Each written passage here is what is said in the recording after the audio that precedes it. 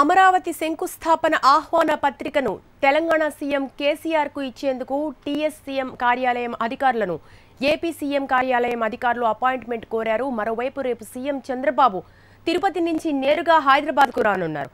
Telangana CM KCR తో పాటు పలువురు ప్రముఖులను ఆహ్వానించనున్నారు.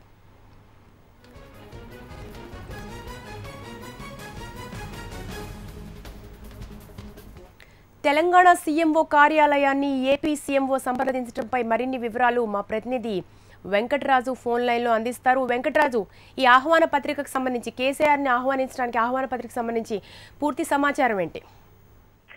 శిరీష, అమరావతి రాజధాని శంకుస్థాపన కోసం ఏపీ సీఎం చంద్రబాబు నాయుడు గతంలో ఉన్న విభేదాలన్నింటినీ కూడా పక్కన పెట్టి అందరినీ కలుపుకొని వెళ్తానని కూడా ఆయన కొన్ని రోజుల క్రితం చెప్పారు.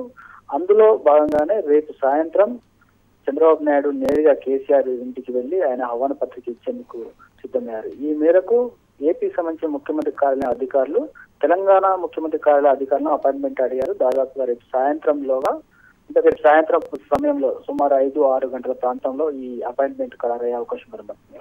నిజానికి చంద్రబాబు నాయుడు కేసీఆర్ యొక్క కలయిక దాదాపుగా 6 నెలల క్రితం జరిగింది. ఇంతవరకు కూడా వారి యొక్క అనేక సందర్భాల్లో వారిద్దరు కలిసే అవకాశాలు ఉన్నా కానీ చంద్రబాబు నాయుడు కానీ అటు కేసీఆర్ కానీ కలిసేందుకు విముఖత చూపారు.